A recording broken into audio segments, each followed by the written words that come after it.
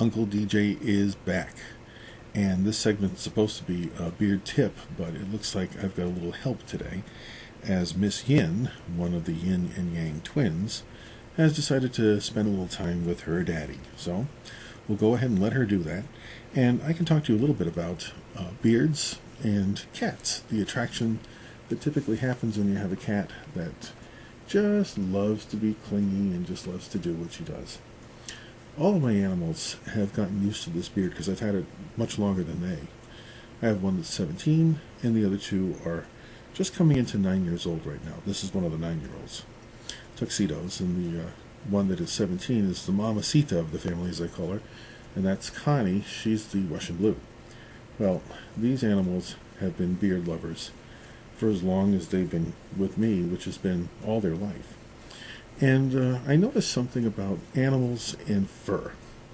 Of course, they're constantly preening their own, but they also tend to get to constantly preen ours if we let them. I tend to because, well, first of all, they're really good at it, and second, because for them it's a sign of comfort and affection. A great beard should be that, a sign of comfort and affection, not only to the wearer, but to those who are close to the person having such a beard.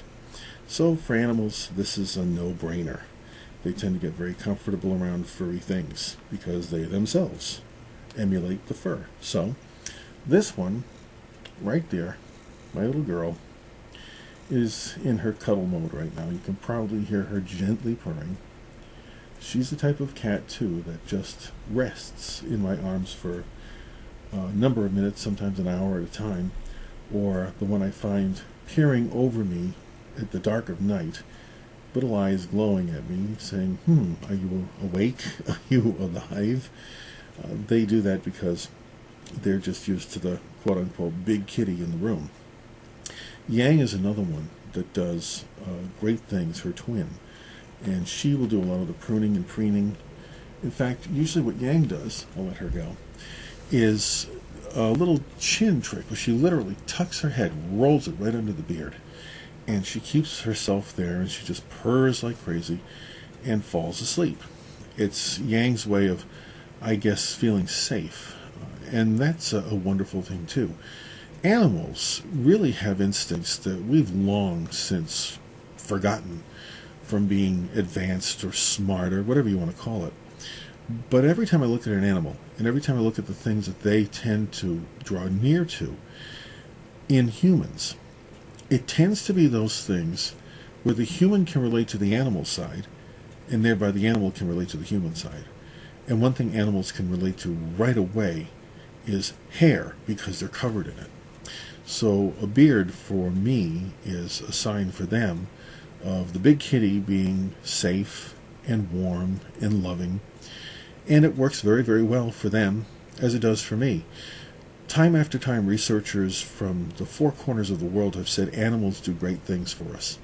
They tend to keep our blood pressure down, they make us calmer, they give us a feeling of warmth, they give us a feeling of companionship, security, so many things they do, and they do it naturally. They do it without seemingly thinking, although I can tell you, they're smarter than we are.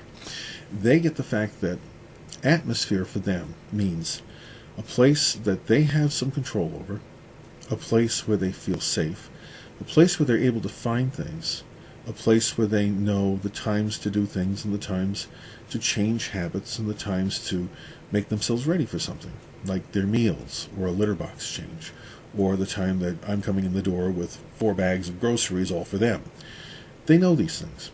They're ready because they know the routines after the years that I've set for them. Well, they also know the beard routines too, because there are certain beard routines I do, and it actually helps to enhance not only the facial hair, but their experience. Because as I've learned over time, my beard is not just an experience about myself. It is an experience for other people, for other creatures that come in contact with me.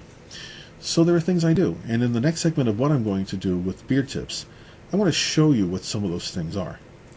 I have 2 categories that I've been doing now for some time, and I do it on the Bearded Gents website. One is a photo album called Beards and Cats, of which you can see Yin, Yang, and Connie in various shapes, sizes, and poses, including those with me where they are interacting with my face. and beards and hats, which of course everyone knows the brown kind of tam looking hat that I wear.